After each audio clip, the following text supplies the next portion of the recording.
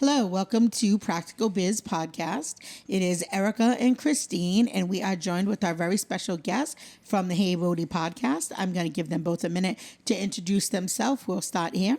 Oh, hi. Oh, God. I'm nervous. Sorry. On my podcast, I'm not nervous. All of a sudden, now I'm like, can't talk. Okay, that's all right, Sascha. That's all right. Yeah, I'm Sascha Roberts. I live in Providence. I work at Hey Rhody, Providence Monthly, so Rhode Island, The Bay are our magazines, and then Hey Rhody Podcast is our podcast affiliated with them. I specialize in social media and digital marketing for our brand. I live in Providence. I have the best husband and best cats, and that's me. Awesome. That was I wasn't going to do all that. My goodness. Come on, you gotta live up to actually set the bar. Right? I think it went too high. I should have went first. So I'm Nick DelGiudice. I'm the general manager and creative director for Providence Media, which is the umbrella in which Hey Rhody Podcast falls under. It includes Providence Monthly, So Rhode Island, The Bay magazine, and Hey Rhody, as well as all of the equivalent websites and our digital presence. Fantastic. So we're super excited that you guys accepted our invitation to come out. Of course. Thanks for having us. Yes, absolutely. So we're really happy about that. So let's just dig in a little bit. So are you either one of you from Providence originally? Rhode Not Island? originally from Providence, but I now live in Providence, and I have almost for 10 years now. I'm originally from Cumberland, Northern Rhode Island, so is Nick, Northern Rhode Island. Yeah, but North Smithfield for me. now I live in Providence, and I'll never leave. Yeah, she's the Providence cheerleader. Yeah, we love it. 100%. All right. Well, yeah, Providence is definitely a cool place for sure. So tell us a little bit about what the Hey Rhody Podcast focuses on. What's the topics? Sure. You want me to Tell us a take little this? bit Yeah, about go ahead. that. Okay, I'll start and then I'll pass it off. All right. So when Nick and I first started working together at Providence Media, we were both new in our positions. Nick not to the company, but I was. And we had our first meeting talking about what we want to do and goals and the whole gambit. And we both were talking about how much we loved podcasts and how there's a lot of great podcasts in Rhode Island. There's so many great ones. Let's Chat with Chris Revel anchored the show. So many great options to listen to. We're going to add Practical Bizz to that list. Yeah, Practical Bizz. Sorry. Well, at this time, I don't think you existed yet. So this was back almost a year ago. So at that time, there was a lot of great, Rhody podcasts, but none that specifically just talked about kind of taking the curtain back and talking to business owners about their stories, their struggles, their successes. And also making it a little bit more casual, talking to someone and asking hey, where's your favorite place to get a slice of pizza? Or how did you, a lot of people who we talk to aren't from Rhode Island. So why did you choose Rhode Island to make your business and thus making it a better place for Rhode Islanders to live? Yeah. So we really wanted to just kind of dive in. What's our slogan? Taking a deep dive into the people of the Ocean State. Sweet. So we wanted to dive into the people who make just Rhode Island so special and so unique, and as a term of endearment from Nick and I, weird. Our little state is so weird, and we love it. We want to know everything about it. So that's the podcast. You can take if I missed anything. The only thing I would add to that is that one of the which is apropos for this podcast here, one of the things was that it actually helps small businesses. Yeah. Because a lot of the time, one of the reasons that Thanks, social Nick. media and YouTube, all these things are so big for local businesses is because it makes you feel like you know the people. Yeah. And when you have a relationship with, or you feel like you know the owner of a business, you want to go and patronize their business. So if you listen to an hour-long conversation where you actually feel like you're getting to know the person who owns that business, it's beneficial for them as well. Because somebody can go in and feel like it's a member of the family.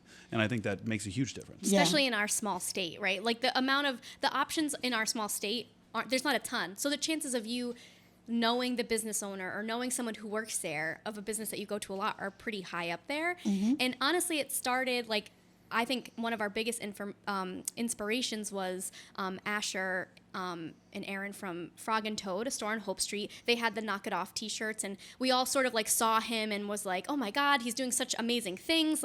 We were reading things about it, and we were seeing these little tiny baby news clips about him. And I think Nick and I were how cool would it be to just sit and talk to him about more why he started Frog and Toad back from the beginning. Why did that start? And he's been such a cheerleader for our state and brought so much attention and goodness to our state. How did he get here? Why did he stay here? And all the work that he's doing to make our our little treasure trove of a state. And so then much he was better. our first episode. And he was our first episode. So he was Worked out great. he kind of was our inspo. We were like, that would be so cool to interview him. And honestly, when we told him about the podcast, he was like, oh my God, I love it. Like he was Of really course. into it. And it was, we told him our idea and our thought, and he loved it. So, we started talking, and we've worked with him a bunch of, his Nick's t-shirt was made by Asher and the Frog and Toad team, and it's been great. And so we love just highlighting small businesses and getting to know more about them, and why you make our little state so wonderful. Yeah.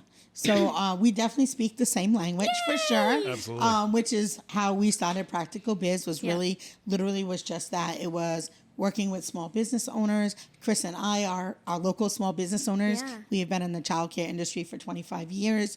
And certainly we have other friends that are that own other businesses, and we certainly collaborate and network together.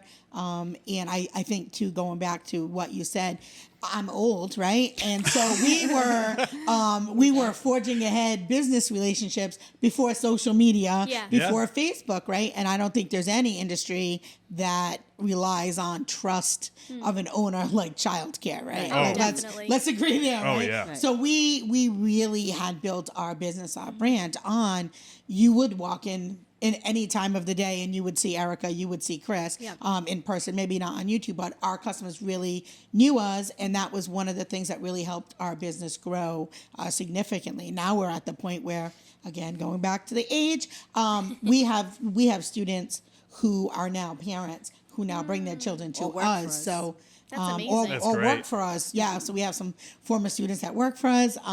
So I think Rhode Island, again, being super small, and there is just some type of connectivity that happens here in our state that is really special. I agree There's with you. nothing like it, because like if you go to Massachusetts, for instance, I went to college in Massachusetts, like you might know Boston, Dartmouth, wherever in Boston, right?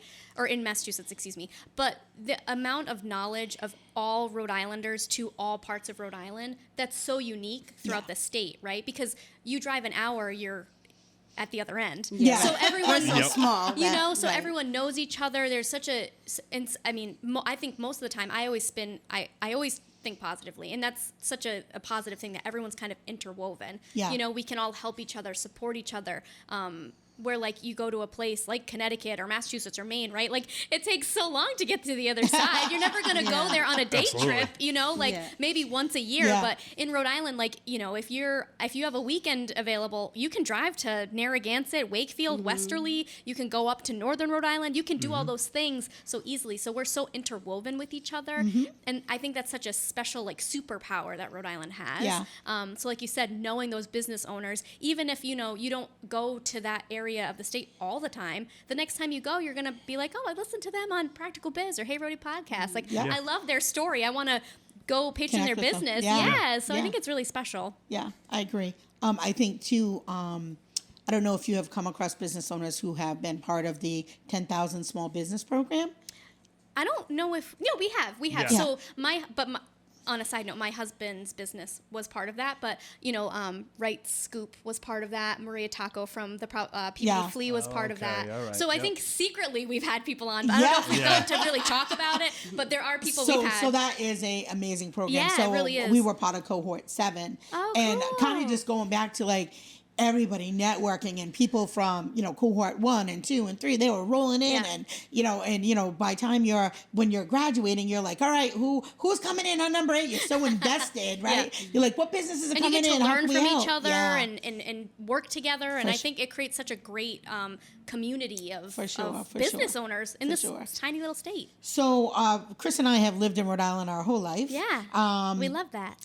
Cheers to Rhode Island. Yeah. So we have some, I know you do a lot around the food industry and the service industry. So our grandfather opened up Frederickville on Federal Hill. Wow. And our other uncle, Carl, and his wife opened up Anita's Cheesecake, which was on Federal Hill for like 20 years. Wow. And my cousin's 5th generation butcher still runs and operates Frederickville. Wow, so that's awesome. So our family ties and our family entrepreneurship really started ironically on Federal Hill That's in so Providence, funny. so in the food industry, and That's awesome. So That yeah, is so the awesome. service part, I think, doesn't ever Doesn't leave ever you. go away. No, Do you I don't Doesn't think ever so. leave you. Do you live in Providence, either of you?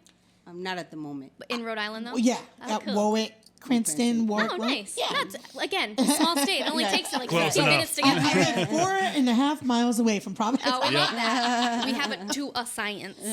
So I know you guys both said that you have service industry background. Yeah. So let's talk a little bit about that, because obviously during COVID, service industry across the country, Yeah. really we all got knocked onto our bottoms for a Yeah. little bit. So let's talk a little bit about that. If somebody is in the service industry or thinking on coming in the service industry, what's like maybe your best advice? You want to start? You want me to start? You can go first. Okay. Well, I think first and foremost, I would like to say the service industry in general, whether you're servicing through childcare, restaurants, grocery stores, whatever you're doing, like you guys, like that is like the backbone literally of our country. Like everyone in the service industry is doing a terrific job. I was blown away by all the pivoting service industry workers did during that crazy time, whether it was switching to online only, curbside pickup. I know a Yes. lot of childcare services. I don't have a child myself, so I don't know, but I have nieces and nephews. The pivoting that you all had to do with testing and making sure, I mean, you guys had to become sort of like health professionals to know about symptoms. And if anyone was not feeling right, you had to watch out for that. So I feel like I don't want to say a tip because I'm not a business owner, but I can tell from what I've learned from other business owners, other service industry workers and owners and professionals, being able to pivot and being able to think on your toes, I think really is such a strength and something that, I think a lot of people, sometimes people are stubborn and they want to do things a specific way, but I think having the ability to change directions, You have to stay relevant. you have to stay relevant, you Yeah. have to be able to And be very creative. and be very creative. Yeah. And Absolutely. I think that would be like, from the businesses I've gotten to talk to through our podcasts and through our magazines, seems like everyone who were able to survive COVID, not to say that like there are so many businesses unfortunately that weren't able to, and that's Sure. so upsetting, and not that they couldn't pivot, but I think the people who survived just used it as an opportunity to change things around. Like I think you've said it was like a hard refresh. So now if you didn't have an online ordering capability, now you did. Maybe you didn't have a great social media presence, now you do. So you're staying on top of people's minds. So I think being able to pivot in those times of like stress or struggle is really a good thing. I agree. Thank you. I would say if I had a piece of advice, especially for the service industry, and I guess this might not be the case for everything, but for a lot of it, including restaurants, I would say hotels, anything you have to deal with directly with the general public, which is pretty much what service industries are in general. Make sure you love what you're doing, really like what you're doing, because especially if you're starting a new business, you're going to live there. Yeah. Like, especially a restaurant, if you're starting a restaurant, you're living there. Do you guys live literally Is there a For- bedroom Yes, somewhere? Sasha. Yes, we do. Yes, we do. for the first 2-3 years. I've known a few people who have started restaurants. I've been a part of it a few times, and you don't leave. You're there all the Yeah. time, every day. You're eating and the you food, have to drinking love the it. drinks, If you don't like- love it, you're gonna burn out fast Yeah. on it. So I think that's number one. And obviously the pivoting thing is huge, being able to think on your toes. And I think that goes beyond just COVID related stuff. This was like obviously the most extreme version of that. Yeah. But in general, when let's just stick with the restaurant move, you're used to having your specials a ribeye, and there's a ribeye shortage. You don't just stop making food. You got to Yeah, come yeah. up with something else that's delicious and find a way to get your customers to want to come back for it. So you're always pivoting in some way, whether it's small or huge. It was the drinks that now they get to go. Yeah. Yeah. That was That's the don't best. drink and drive, but you're allowed Yeah. to now have a cover on and drive away. Yeah. It was a big I one. definitely did that. Right? I It was definitely big did enough- that a few they times. had that in a lot of states beforehand, Yeah. though. Like, there's a lot of really strict stuff in Rhode Island that got loosened during yeah. COVID that I kind of hope stays I know. loosened. Yeah. I was like, oh, To go margaritas. Nice. I can get a Tuesday scorpion has bowl never to been so go. sweet. Let's go. what is So going going on back here? to so going back to what you said about pivoting. So Chris and I, this building that we're in upstairs, we typically serviced infant, toddler, pre-K. Well, in our city, the school department decided they were not opening, so everyone got a Chromebook. and everybody had to do distance learning. Well, Yeah. the families were back at work at this point, so we had 80 students Wow. that we had to basically move infantile to pre-K back to. Luckily, we had multiple locations, so Yeah. we were able to shift the younger students to a different building to open up 80 spots for distance learning here. Now, ask how many of us had training on the Chromebook, and we none. Right. None. And they're not that easy to use. None. They're not Like, easy I mean, to use. how about with the 5-year-old who can't read Yeah, or yeah, even knows how to operate anything? So there was a huge learning curve. I think the first 2 weeks I went home, cried every day. I don't know if you did. Yeah, I cried. we I wanted to- cried, but we wanted, you know, there were we no didn't give up, systems. but You guys there set was- up like a WeWork on the You- fly you for know. kids. Yeah. Well, there were no system. There were no systems in place. We We had to- weren't and we had to designed. see what worked. So yeah, Like, so we what had was to gonna really, over that first month, really design systems Yeah. to make sure that kids made all their meetings because The they weren't accountability. synced up. So 80 kids had 80 different meetings with 80 different teachers Wow. at 80 different times. Like so, yeah, it was right. So hard. talk about a pivot. That My was like goodness. jumping off a cliff. Oh, yeah. Right. But I do think that is one of the things that if you own a business, especially if you're starting out, be prepared for a lot of things that could happen. Yeah. Some you'll know about and you can prepare better for, but others And some you will be a won't know. freaking It'll pandemic be, that no it'll one be knows out of what to nowhere, do. right? Right. Yeah. So that's important. So I think that's great advice. Chris, is there anything that maybe you think from a business standpoint that you want to add to maybe pivoting or maybe just anybody new starting out? You might maybe. Well, I could add? mean, going back to businesses closing due to, I think the rules just kept changing, and as soon as you try to catch up, and you put like the dividers up, now you couldn't, now you needed a tent outside. I think just all of that. Like once they got to one, like all right, we can do this. Some simple things that they first asked, and then they started coming with new rules and Yeah. things. So then it was just like we can't, it got Guidance was hard. constantly changing. Yeah. And and you really didn't have that. They weren't giving the money quite at first, Yeah.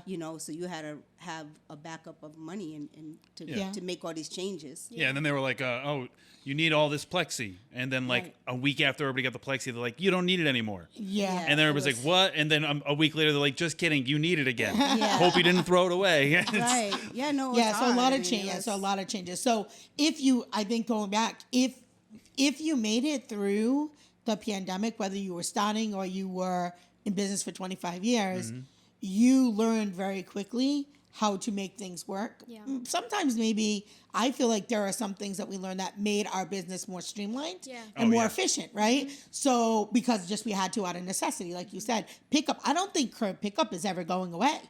I think that is Nope. something that people are used to. I used to have Peapod delivered to my house, and now I don't even do that. Now I just order and I pull up, they throw it in my car, and I go home. Stop on your way home. So it's super convenient. So I do think that there were a lot of positive things that came out of that. Yeah. Including let's go to the Rhode Island landscape. So I think the business landscape is now on the upswing, right? So you guys go out and you meet many different business owners through even your publication or advertising or different services that you guys provide. Would you say that you have seen an increase in the last 12 months?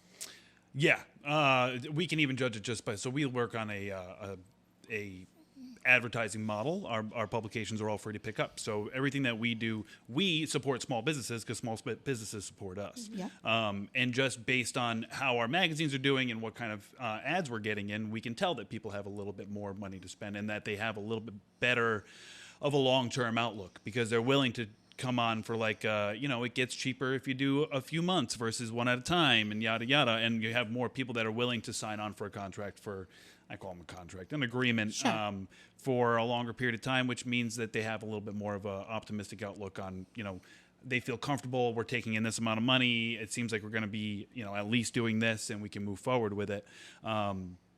So it's helped us a great deal as well because then we, we're in a good place, they're in a good place. And then when we're in a good place, we can offer better deals so we can make sure they're in a good place. And we kind of just one hand washes the other as we go forward. But I definitely think it's on the upswing from talking to people. I know a bunch of people who own businesses, own restaurants, things like that too, and everybody's saying the same thing. It's a little walking on eggshells, but Yeah.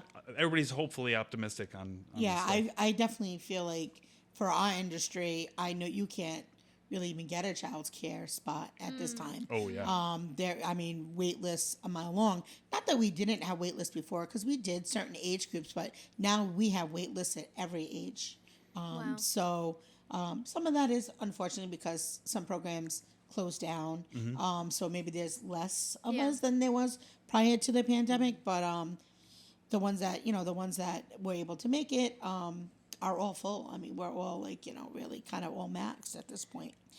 So the economy is definitely picking back up. And just to note for both of you, I think one thing that small businesses really did really, really well is they were supporting each other during all of this stuff. And I think now, I know the pandemic is not over, but now that we're sort of getting back to a little more normalcy, one thing that I think that's really continuing is the notion of if one succeeds, we all can succeed. Yes. So I think, and I see living in Providence businesses doing pop-ups together, doing collaborations together, like working hand in hand to help each other succeed. And I think that that's really important in such a small state where everyone is so intertwined that we don't need to be competing with each other. We can all be succeeding. We can all do things that help each other and benefit each other. And I think that's really special to see that out of such a terrible time, something like that came out of it. And I think that's really awesome.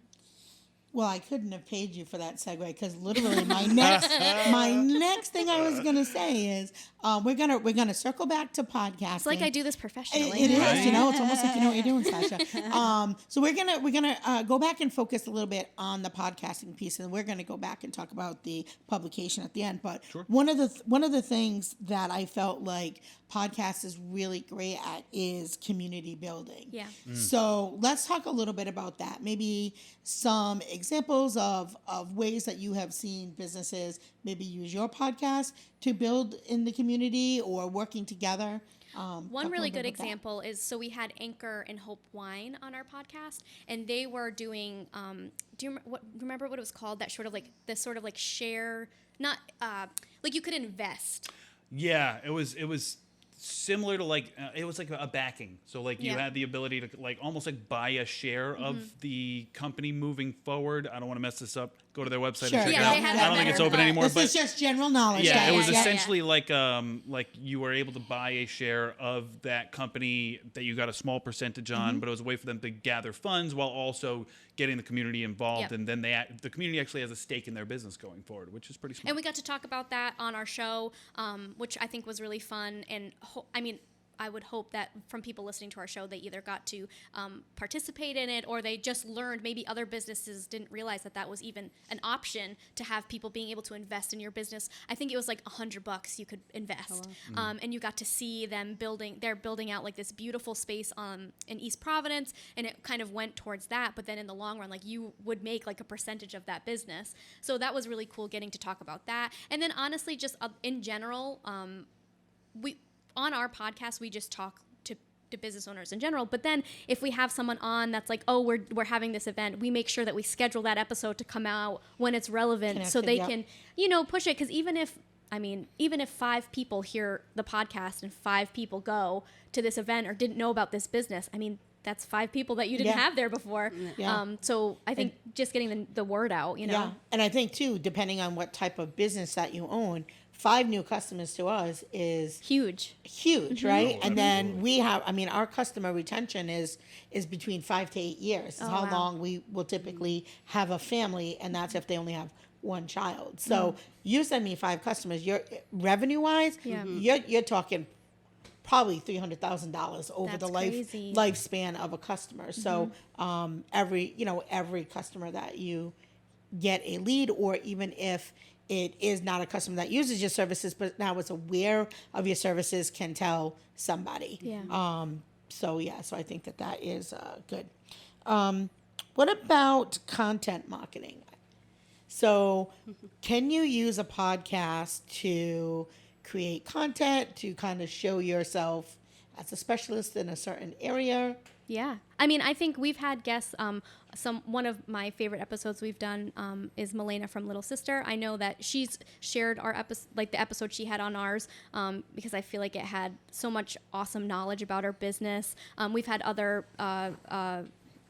We had Kayla Elizabeth, who's this amazing photographer who she came on our podcast, and she, she's behind the lens kind of person, right? Like she takes these beautiful landscape photos, all these pictures. And she was saying how, this is a different step for her. It's a big, a big move to go from behind the camera to now like to the front of the camera and speaking about herself. And, we were talking about like her bucket list and like things that we would do. And she's never taken an Uber before, like all this stuff that like if you went on her page, you would never know that about her. And it was fun because she got to share like that content with her followers, and we got to be a part of that. And I thought that was really cool because, again, when we're all promoting each other and we're all building each other up, the only thing that can happen is more eyes on you and more people hearing what you have to say and knowing your message and supporting you. And there's nothing bad about that. Yeah. I was just going to build on that a little bit. I'd have to agree a lot of it that content marketing does work, mostly because I can judge it by myself. So I watch a lot of YouTube, probably too much YouTube, actually. It's the only thing I watch now. It's like, why even have other channels at this point? And it works on me. If I like somebody, which is kind of circles back to what we were talking about before, if I like somebody and they put something out, I want to support them. Yeah. So, whatever, on YouTube I follow Peter McKinnon, who's from Canada. He's a photographer and videographer. He's pretty big, but he has like this partnership with a coffee company on the West Coast. Like I ordered that coffee when it came out because I was like, I don't have a ton of money, but I want to do something to support this person. And that was kind of, like I said earlier, part of the crux of our podcast was just to get to know people, because it goes a long way. If you're just driving by, you happen to have heard the Little Sister episode, you never even knew where Little Sister was, but you happen to be in Providence, you drive by it and you go, oh, that's Little Sister. I'm going to stop in. Yeah. I might as well check it out. They were great. Yeah. And like, it's subconscious. You might not even think of it. Oh, that's where that is. Yeah. And then you pop in. So I think it goes a long way. Your personality shining through. Yeah. We watch a lot of the content now for the people, not for the like company behind it. Yep. Definitely. Care a lot more about the personality on it than you do about the company they're representing. Yeah.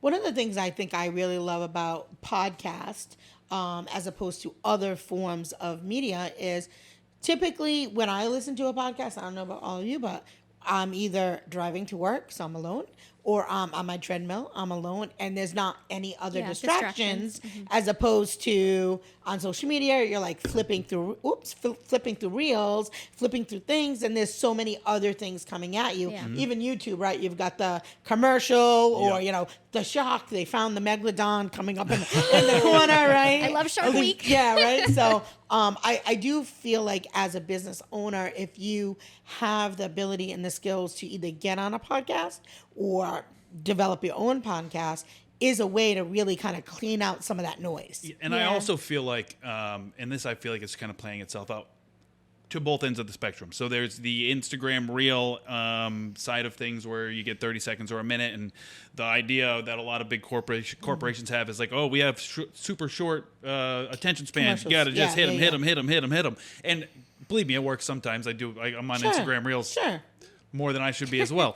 But also, podcasts are playing out that people don't just have short attention spans. They just have short attention spans for things that aren't interesting. That's correct. Because I'll listen to a 4-hour podcast. Yes. I'll pause it. I'll go back to it. Right. Because you're so engaged in it. Exactly. Like you get, again, if it's a good show, a good episode, or something that really speaks to you, you really will stay in that pocket. You stay 100%. there. So I feel like as a business owner, and I'm speaking to our audience, for those who are, entrepreneurs, this is really a great way to get your message out uninterrupted, clean, unfiltered, and you're just like directly talking to your people. Absolutely. Right? I also feel too, like in the day and age that we're in, like who wants to like watch the news? Everything's so serious and so whatever. I feel like you can, depending on what you like murder mystery, you like lifestyle upbeat podcasts, you like podcasts that talk about mindfulness. Like you can listen to those things that really engage you. You can learn something from it. You can really decide on like what you're listening to, right? And it, like for us, like our podcast, for instance, and I feel like yours is very similar. Like we want you to learn something. We want you to leave feeling happy and excited. Yep. We want there to be sort of like an overarching air of like positivity and goodness, because you don't find that everywhere. And we want to bring some of that into this. And when you turn on our podcast or your podcast or any local or non-local podcasts, you're making that decision like, okay, I'm invested in this. I'm going to listen. I'm going to learn something. I'm going to learn about a business. I'm going to learn about why this specific business owner, you know, is from here and moved all the way here. Like you get to engage. Like you said, you're engaged in it. You're listening to it, and you're taking a minute to listen to something that's solely for you, and you're hopefully learning something from it, hopefully taking something from it. Whether it be going on somebody else's podcast, you happen to know somebody that does one, say one of our podcasts, and you want to shoot an email to somebody and see if maybe you're eligible to be on there, or if you want to start your own. If you want to start your own, the barrier to entry is not that high. Nope.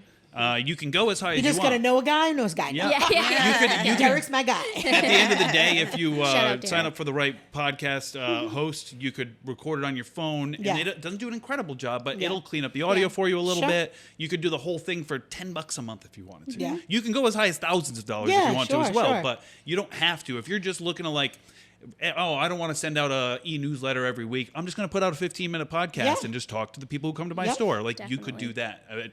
Close to nothing. And again, I think too, especially if you use both podcasts and YouTube, because then you really can connect with, depending on what works for that customer. Some people like visual, some people like audio, right? Yeah. So if you're able to shoot your podcast while also shooting your video, you get double the amount of content, or at least multiple platforms that you can use it on. We don't do video yet, Erica. We're getting there. Yeah, We'll get there. We'll get there. I know a guy. I can send Derek down. It's time of the day. I'm also the guy that like, so I say you don't have to put a lot of money into it, but I'm the one that's like, I kind of go the extra on everything. Like I am a photographer. I have the good camera. I do a lot of video editing stuff. I taught myself how to use like Adobe Audition and all these things. And we got the right equipment. We spent, I think even overall, we like built out a studio and we got the equipment and we have a good soundboard. It's probably a little under $1,000 for everything, which in the grand scheme of like marketing your business, $1,000 is not a lot. No, of money. it's not. So even if you want to go the extra mile, you can do it for so a really grand, it's just like any other part of your business, right? When you're building out your marketing plan, to me, it's one of the things that you could consider, either a YouTube channel or podcasting, just as, you know, print media. We everybody, don't put all your, I guess my point is, don't put all your eggs in one basket. That was the long way to get to that. But don't put all your eggs in one basket, right? You know, you have a great website, that's great, but here's another way to get traffic, to, you know, to generate leads from you to your website, right? Yeah, and I mean, we did kind of you brought up the print media, which is one of the things that we do. And one of the things that we run into a lot, like we do have podcasts, we have our websites, we have a social media manager. We do social media. But a lot of people you run into are like, well, I just do digital. I don't do any print. And that's fine, but know your audience. Yes. Because if the people that you're trying to bring in are, let's just say 45 and above, they're picking up that magazine on the way out. Totally. They're going to grab it. So you're not, in no way is that a waste of money. But if your target audience is 20, maybe that's not your medium. That's right. But yeah, know your audience and know like what your actual demographic is looking at and what they're responding to. Right. And I think too, especially if you sell higher ticket items. So when I talk with a lot of younger business owners, they're very strong in the Instagram world. And I have one in particular who works in the wedding industry. And, you know, she's like, well, that's what the brides are. I said, but who has the checkbook, honey? Mama has the checkbook, and Mama's on Facebook, Right. Yeah. right? Mama's probably not on Instagram unless the kids set up the account, and Mom don't know how to get on it or locks herself out. Yeah. So my point is not only like who is your target market, but who is the person who influenced that actual purchase. Yeah. Absolutely. Right? Because McDonald's, you know, they market to kids, but Mom drives the car there. Yeah. Right? True. So I think going back to your point is the person who drives the sale the same as the person you're marketing to? The answer is not always the same, right? So I think that is another important piece. I mean, larger companies, like let's say you're marketing a game, Like if you're going to market a game, you do want the kid to want You it. need both. You market it this way to the Yes. kid because, Yes. it's bright colors and all this stuff. Yes, yep. And then you market it another way your child can learn You to got the it. parent. Yeah, And then they exactly. both want it and you're hitting Yeah. the same And thing. those are two different commercials, and those are two Absolutely. different messages, right? Yep. So this is where your marketing plan really comes into play, and really thinking about it. And that's kind of where a business coach like Chris and myself really kind of help people make the most of their plan, their money, their time, their efforts. Can save you a lot of wasted time and absolutely. energy as well. Because if not, you're like kind of just throwing dots at a dartboard with your eyes closed, Yeah, right? and I've told people before too, you should have that plan. You should talk to people who know what they're talking about. And I also personally believe you should build in some percentage of your marketing budget that is there to kind of throw darts at a board. Yeah. A little bit. Yeah. It doesn't have to be a lot. Maybe it's Sure. a few $100 a month or Yeah. something that you just try something different I know. and do that a couple of months in a row. Okay, that didn't work. Let me try something different This here. podcast is where I threw my dots. Yeah, there you go. True, kind of. All right, this is where I threw my dots. So Yeah. yeah, 100%. You're right, because you can't really figure out what works until you try it out. But I do think there is something about taking calculated risks. I love absolutely. I love Don't- strategy. We could just do a don't whole gamble with podcast all of on it. strategy. Right, yeah, 100%. And I think too the other thing is building your authority as the expert in your field or your industry. I think that for me is probably like the number one way to really engage your audience and get your audience. So those how-to videos or how-to content, I think is really important. I know you guys do a lot with like the restaurants. I'm sure that the chefs are doing how to cook this, how to pick the best wine to go with, your steak dinner, right? Yeah, oh yeah, and I mean a lot of the content that people do. So we do a little bit of social media management stuff. We do some content consultation stuff, and we do have a bit of influence on like their print ads as well. But you are seeing that as a trend. You have certain places like restaurants that maybe see the flashy Instagram reel of like somebody that's quick cutting between Yes. different dishes, and they're Yeah. like, we're going to do that. But the more effective thing might be like you have a world-class chef, have them do a how-to video Yes. once a month. Yep. Yeah. Do a really quick pairing. Like we have this seafood and this cheese and this wine this month. Come in for the special on Tuesdays Yeah. and have them do that. Like again, catering your coverage to who you're trying to get. 100%. Totally. Huge. 100%. So traffic lead generation, I think, we kind of talked about that a little bit, but people don't always necessarily find your website unless they know about your website. So this is a great way, and that's, it segues kind of to even the print media. People may not know about your business, so this is a way to build your brand and get your name out there, because we know how many times do you have to see the name of a brand or hear a brand before you kind of make Yeah. that move, right? It's Yep. multiple times through multiple ways. Through right? and I think Yeah. a lot of times when people say like, oh, we're not doing print, we're just doing digital, I think as someone who, I always say that I'm like the ideal consumer, because if I see your ad or I see a commercial or a billboard or your Instagram post and it has anything cute or beautiful or whatever, I'm already You're yours. checking it. I'm You're checking it out. checking in. I'm yours. But the thing is like having those multiple, like picking up a magazine, seeing that ad, then driving on the highway and seeing that billboard, and then looking on Instagram and seeing a post. Those are the things that make you remember that client, right? Or that business. So on a Friday night when my husband's like, oh, where do you want to go for dinner? I'm like, oh, well, I've seen this business everywhere. We have to try it out. Having that your name places and especially again in a place like Rhode Island where like you drive on the highway, you from start to finish you can drive by 100 billboards that are all within close distance of each other. Similar with our magazines. You open a magazine, our So Rhode Island magazine, which covers South County. That's not that far from anyone. So I see that magazine and I'm like, oh, I need to go try this business I've never been to in South County. Like I got to go there, or vice versa, somewhere in Northern Rhode Island or the East Bay. Pivotal, the brewery. They're a newer brewery that opened in Bristol. Is it Bristol? Bristol. Yes. And we were seeing them in all sorts of different places. And after doing that, I went there. If they didn't put themselves out there, they weren't marketing themselves that way. I don't know if I would have, because how would I have known about them? Right. So, they were on our podcast, they were in our magazine. There was just all these things happening, and that brings you to those places. Yeah. I think the other thing too is when you do advertising over a long period of time, like take a look and see where you have advertised for 12 months and then track, like see what's working for you, what isn't, right?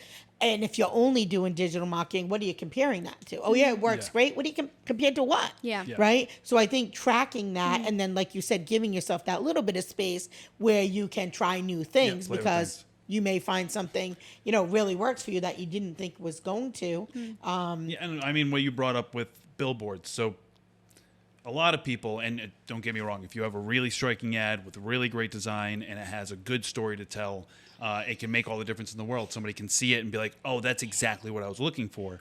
But a lot of advertising is, I don't even know, there's got to be a real word for it. I call it the Billboard Effect. And it's So you just just write it. repetition. You don't know it? It's repetition, Right. repetition, Yeah. repetition. So it's don't not even- even what's on that billboard. It's the name that I see. Yep. And I know just what you do. Let's say I Yeah. know you do lawn care and Yeah. here's your name. And I see it over and over and over and over and over again. That's why a lot of big businesses do advertise on podcasts. Yeah. Because they advertise on a lot of them, or they advertise on a couple in an area. And even if you're not picking up on whatever sale they're doing, you're hearing the name and the name and and over the name and the name. And Yeah. it just helps something become synonymous or for you to recognize Sure. it. Then when you see that product out and about, or when Right. you drive by that store, you go, oh, I know that place. Yeah. Oh, I know that product. And you're more likely to pick it up Yeah. and at least check it out. So that repetition, that Sure. billboard effect I is haven't had to huge. spray for termites, but I do know the blue bug is Yeah, the person to call, absolutely. right? Man, that's the Absolutely. best Right. billboard That as is the anyone best has ever. billboard I have that ever- Big I have blue ever bug. seen. When we first started, we had the shopping carts at Dave's. Yes. Oh, yeah. Yeah, we yeah, were, we we did were those, labeled yeah. on the shopping carts. Where Oh, you got that's to put so your smart. child. Yeah. Yeah, you Yeah. put them Yeah. right there. Put your They were child. there. That's Yeah. a great And then idea. when you leave, we're on the bench. Yeah, on the benches. Yeah, On the we've done benches. adoptive So funny. spots. We've That's done amazing. Oh, yeah, Yeah. all kinds of like spots. little Being local creative things. and Yeah. that's thinking outside of the box. Or It, like, sponsor the baseball Yep. and softball, and then Teams, our name soccer is out teams. there Yeah. when the parents are sitting. Yeah. So, but Watching the you know, kids. where is your concentrated market? We know wherever the kids are, Yep. that's where the parents are, Totally. and that's where every mom is grocery shopping. Well, maybe now we're peapotting, now, but right? again, we lived in when we first started the world without social media. So I do know that you can build a brand and build a very successful company using other avenues Yep. outside of social. Absolutely. Yes, social is important. Gary Vee is my favorite, but there love are Gary. other opportunities, especially for small local mom and pop places, right? I'm not advertising to the lady in Alaska, right? Yeah. I have a 3 to 5 mile radius, super concentrated. Here's where I'm going to invest my time, my money, my efforts, my community time, have my staff out there and Yeah. doing that. So let's roll into your publication. Sure. So let's talk a little bit about, you have a few different publications. Let's Yep. talk a little bit about what one's regional, which one's statewide, and Sure. I can do that breakdown pretty break well it right now. down. Break it down. Been with the company about 6 years, so I'm used to Okay. this now. So we have 4 publications. We have Hey Rhody, which is our statewide. It's distributed pretty much statewide, at least in certain places in every region. We have the Bay, which is the East Bay. We have Rhode Island, which is southern Rhode Island, basically from East Greenwich south. And then we have Providence Monthly, which is the greater Providence area. So Providence and then anything that touches that. Hey Rhody is going to cover, for the most part, it's a lot of themes. So our month to month, it's different themes, whether that be holiday or the seasons or dining or health and wellness or what have you. It's really good for niche style businesses that are shooting into a larger populace. So say you will travel for a tax accountant. You will travel to eat. You Sure. will travel for a lot of things, especially in Rhode Island. Everything's an hour away. Yeah, Come on. right. So the Hey Rhody does cover a lot of that stuff. We get into specific areas in the different sections. All of the publications are lifestyle and related publications. So they are, the front of book section will hit some kind of harder news stuff here and there. But for the most part, it's all lifestyle related stuff. And having the regionals is huge for us because it lets us really drill down into the different areas without having to water it down. Sure. And then having that statewide, we get to cover things that we wouldn't be able to in the other publications. We're pretty large in the state. I think altogether we're somewhere around 72,000 publications that go out every month across the entire state. And our social and our webs does really well. And obviously the websites and social media all have components that pull off of those magazines. So a couple questions. So the first thing is, how does a business find out what themes that you're offering, or how do they connect with you as far as, okay, I'm thinking about putting some money into print. How would I know what makes sense?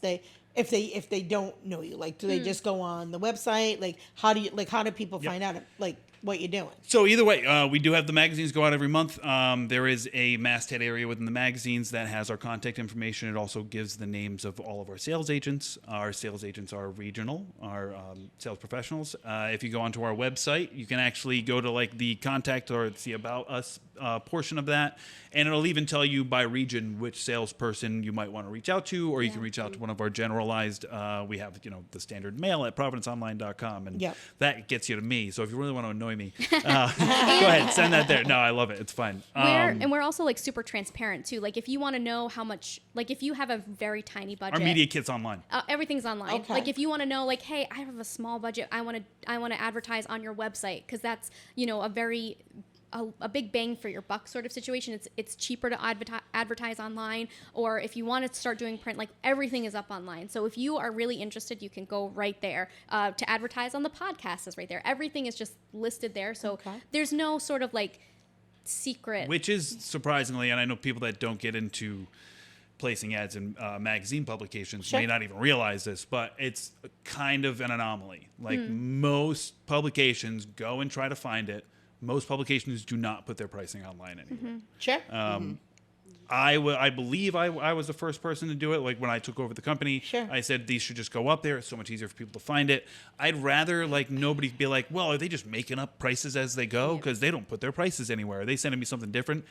They're right up there. You can see exactly what we offer to everybody. I think as a business owner, I appreciate that too, because then when I'm looking at my budget, I already know before I talk What to I can do, salesperson. When I'm calling you, I'm at that point placing an ad. Yeah. I'm not kicking the tires. I'm like, hey, I want a half page. I want it in this. I want to turn this section. Yeah.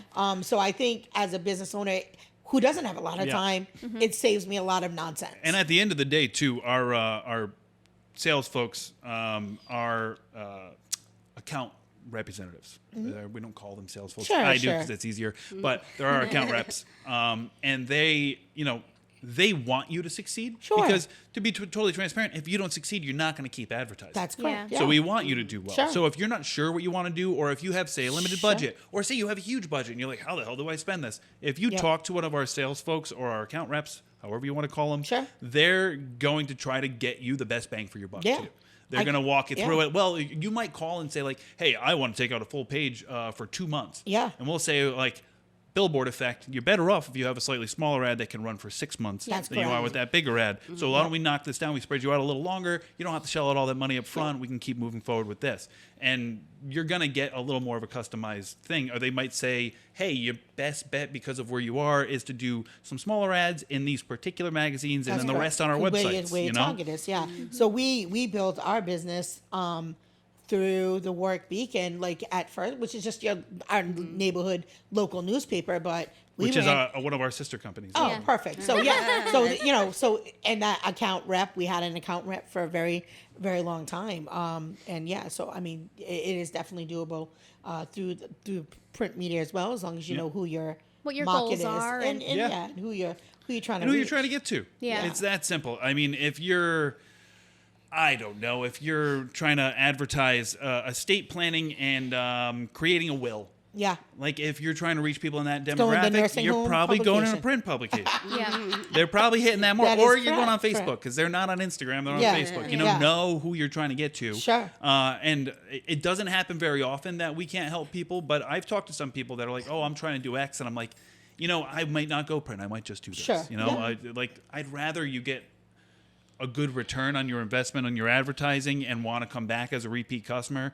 We're not trying to take your money right off the bat and go like, okay, good, we had you for a month, see you later. That's not how we stay alive as a business. Anyway. We need everybody to do well. And I think what's cool too about our publications, we are a tiny team. Our editorial team, Elise, Abby, and Karen, our design team who does all the in-house designing of the magazine and the ads, Taylor, Lay, and Abby, and all of our sales reps are incredible, but what's cool about us is we're so relevant because our lead times are only a month in advance, right? So we can change things up if they need to. We can be on top of things if things change, especially during the pandemic when everything was changing so quickly, like you said, Chris. 1 month it was X, next month it was W. It was all crazy. Tequila to go. Exactly. Page 5. And because our team is so small and so fast and nimble. Like we're able to be creative. We're able to pivot. We're able to, we all, for the most part, live pretty locally in the state. So we're able to see what's going on and be a part of those conversations and hear from the community. And I think, if you're someone who's looking to spread the word about your business through print ads or through digital ads, what's great about our company is that we are so local and we feel so real, and I love that. Yeah, during the pandemic, one of the bigger things that we did was in Providence Monthly, we added like a restaurant guide to the back of it. Nobody had to pay for it. Yep. All you had to do was send us your information. I love it. And we had hundreds back there, and then a key as to like what they offered: curbside, outdoor dining, delivery. Order online. And so you could, if you lived in Providence, you got the magazine, you could flip to the back and be like, oh, this place is now ordering this, offering this. Yep. And it made it so much easier. It was one spot for everybody to look at. Yeah. And That's probably one of the reasons why you guys are successful too. Like your core values, like our core values are family, community, passion for teaching, and professionalism. And everything we do is in one of those 4 veins. So obviously, putting that menu or that guide in the back of a book, especially for people who are struggling, who didn't have money to advertise, like that just speaks to the values at your company. And we're a great publication. There's other awesome publications that aren't part of our company, similar to podcasts. And I think we're all just trying our best to help small businesses and work through the tough times and highlight the good times. And I feel like just having, like you said, those core values, which I feel, like I said, I'm pretty positive about all things. And I feel like she's overly positive. I feel like if you're a business in Rhode Island, regardless if you're making magazines, if you're taking care of children, if you're cooking beautiful food, making wine, if you have those core values, you're doing your best and you're trying to make the best things happen for the community around you. And I feel really lucky that we get to be a part of that and get to highlight that. And so I'm just like super happy about it. Awesome. All right. Positivity brings positivity. Right? Yeah, I think so. So we're going to wrap it up with one last tip. We'll just shoot around. One last tip, one last piece of advice that I'm brand new. I haven't even started my business yet. Right out the gate, I just have a business plan. We'll put it that way. I have a business plan. Okay. One piece of advice that you think that you can give a brand new listener who hasn't started their business yet. What's the one piece of advice you could give them? I feel like surrounding yourself with a really good support system and community, if you have access to it, is really great. Amen to that. Yeah, like first and foremost, as much we're talking about podcast marketing, magazine marketing, digital, word of mouth, I think is still always the number one way to market your business. For sure. So if you have a community surrounding you, being your cheerleader, lifting you up, I think that, and if you don't have that, if you don't have access to that, finding that on your way to building a business, which there's so many places in Rhode Island, nonprofits, organizations, community services that you can join to get yourself that community, because you need to have people supporting you. Absolutely. There's going to be days when you want to quit so bad. We've talked to so many businesses who are like, if I knew what I knew now then, I might not have done it. I might have quit. But I pushed and I had a support system. I had people believing in me. If you can find that and you can find that community, that's great advice. I think that's a good, that good is way. Great advice. Thanks. Yeah, I feel like mine's relatively similar. It's kind of community oriented. Like I'd say like real networking, like do your best to find somebody that does something very similar or does what you're doing or has done it in the past. There's things that you can look up. The internet's incredible. It's got its downsides, it's got its upsides. Yeah. But there's so much information out there, but there's certain things you're not going to be able to find about your area that's super applicable. You might find generalized stuff. So if you're going to open a brewery, let's say, there's plenty of them. It doesn't mean that you can't open one. Go make friends with somebody or talk to somebody. Somebody you know probably knows somebody with a brewery, or find them on social media, but then send them a message and see if you can find a way to, take them out for a beer or something and pick their brain a little bit. And you would be surprised, especially since the pandemic, I find that famine mentality, like there's not enough for all of us, so you don't get to open one. That's kind of gone. Yeah.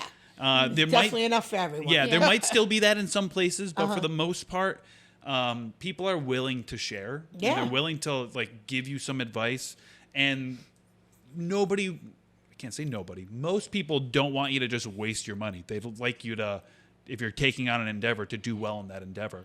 And just setting up like even a small network, finding one or two people that do similar things to you in your state and in your area that know the laws and know, all the things that surround it, and the little things that you have to follow and what licenses you need to have and whatever. I would even go so far to say, if you want to open up something in an industry that you haven't worked in yet, maybe go work for somebody for a little bit of time to make sure you can do it. You can do it. It's what you want to do, because in your head might be different than what it is in reality, right? If you've never opened a restaurant and you're not worked in a restaurant, right? Because a lot of people think it's like people watch think TV. it's the easiest thing in the world. You watch TV or you watch, on social media, and it's the business owner is like chilling out under a palm tree. Yeah. No, you're not. No. You're not. Not if you own a mom and pop place. No. It just is. That's not the reality. I've known people that wanted to had never been in restaurants and are like, I think I'm going to open a restaurant in X. And I just go like, where did you bartend? Where did you serve? Where did you do that kind of stuff? Oh, I haven't before. Don't open a restaurant. Yeah. No, unless you have you just have the money that you're looking to play with, and you're going to hire somebody. You got it. You're going to hire somebody that's going to run the business for you that's very experienced. Yeah, you better hire Guy Ferrari there. Yeah, then okay, but for the most part, having that experience or surround yourself with people smarter than you might be the best piece of advice. For sure. I try to do that. If I'm going to hire somebody, I hire you for your expertise. I don't hire you so I can tell you how to do your expertise. So surround yourself with people who are smarter than you in the categories that you're looking for it in, and then listen to them and know what you're really good at, right? Yep, So use that. I would say that would be my one of the little pieces. Know what you're really, really good at. Be better at that than anyone else. And that's where you stay, right? And you have the other people support you around that. But be the best, very, very best at what you do. And I think, build the rest of the team around that. Yeah. And you'll be successful. Absolutely. For sure. Come on. I'd say hire a business consultant or advisor. Yeah, like Stella's business. There you go. So I can help you with all your endeavors. So. Yeah, kind of going back to like you said, having surrounding yourself with experts. Have experts around you. Yeah, if you can't find an expert, which a lot of people, I know I just went on this whole thing about having real networking, but it's not always easy to find an expert. Yeah. That's what. Yeah. Your business consultants are there to be the expert for you. Absolutely. And that's why you hire them. They exist for a reason. Yeah, definitely. I would say too, the last thing too is have a business plan, because I'm sure that you meet folks, right? And you go, what's your budget? Well, I don't know. I don't have a budget. I'm not sure yet. Have a business plan that has all the components that you need. Yep. Yeah. It really will. And it's going to be a live breathing thing. You're going to make changes in it as your company evolves, as you evolve, as you bring in new key people. You may have other opportunities to do other things, but have some kind of written plan. And not on a cocktail. It could start there, but maybe put it in a spreadsheet or something. Put it in Excel. Anyway, why don't you shoot out where people can get a hold of you, website, social media? We have a lot. Sure. I mean, we have personally, 1 million. I'm not going to list all Go of them. back and too forth. much. If you want to, our magazines all have their own Instagram pages, PVD Monthly, Hey Rhody. Also on Facebook, we have the Bay _mag.